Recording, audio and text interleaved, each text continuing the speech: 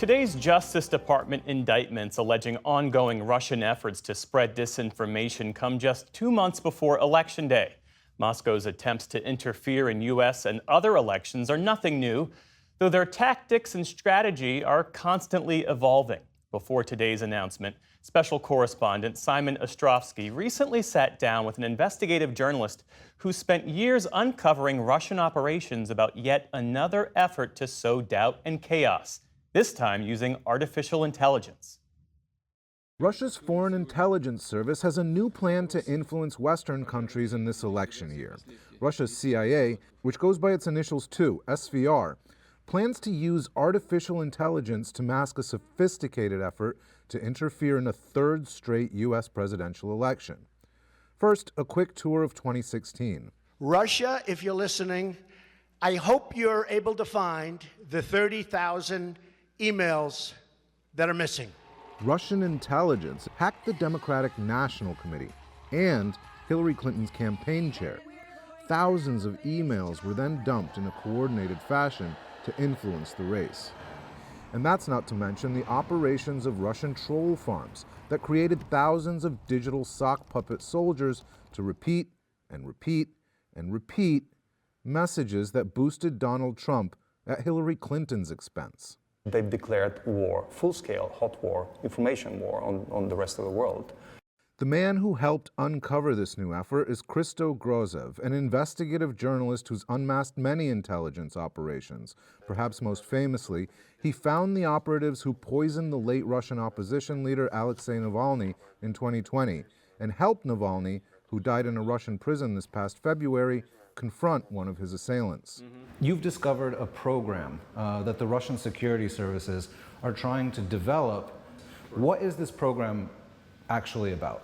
We got access to a mailbox belonging to a senior intelligence officer working under cover of a commercial company in Russia. And that mailbox contained initially reports that criticized the handling of the global propaganda effort by Russia, saying we're losing to the West, we're losing to the Ukrainians. Everybody loves Ukraine, everybody hates Russia. We have to change something about this. They've decided to use AI and use all kind of new methods to make it indistinguishable from the regular flow of information we're getting. We know that Russia has been trying to pit Western societies against themselves, at least since the 2016 election. What's different about this new effort that you've discovered? They will infiltrate Western organizations, some of them organizations that are even in defense of Western values. They're going to infiltrate pro-Ukrainian organizations, and within those organizations create disruption. They're going to make unreasonable demands to Western leaders, making Western societies tire and get annoyed with these Ukrainian demands, in quotation marks. They're no longer going to defend Russia. They're going to just cause disruption within Western societies. They're no longer going to be trying to convince our societies that Russia's great. They're just going to use various different methods to make us angry at each other, angry at our allies, angry at Ukraine. That is exactly so, and that's both bad news and good news. The good news part of it is that they realize that the ship has sailed on trying to convince the rest of the world that Russia is a power for good. Who's taking the lead in this project? Who's running it? This is the Foreign Intelligence Service of Russia. And traditionally, SVR. SVR. They're essentially criticizing the other agencies as having failed so far. And they've propositioned this to the Kremlin as, let us take care of this, we know how to do it better. And initially we thought this may be just one proposal that may not have been accepted, but follow-up documents that we found show us that the program has been approved, recruitment has started, and there's even a document, which is a letter to the head of the SVR, Naryshkin, which instructs him to allocate particular people to this program who will work under the cover of Kremlin officials. Is there anything you can tell me about how you got this information? Since the war started, the source of data from Russian databases has become both harder to get and easier to get. Harder because there's a lot of clampdown on data providers, and easier because there are so many whistleblowers and hacktivists, actually Russian hackers, who go and hack mailboxes of government officials. And the latter is what happened with us right now.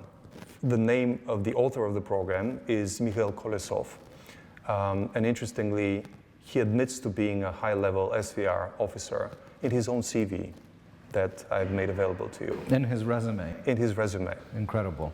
Kolosov's resume states that he's worked for the Foreign Intelligence Service of Russia since 2001 and oversees 40 agents. He lists among his achievements the rollout of 1,500 propaganda campaigns that supported achieving Russia's goals in the international arena. He also boasts of receiving a medal in 2019 for developing new sources of information for the country's top leadership. Grozev was also able to obtain Kolosov's ID badge from an email attachment, revealing the SVR agent's face for the first time.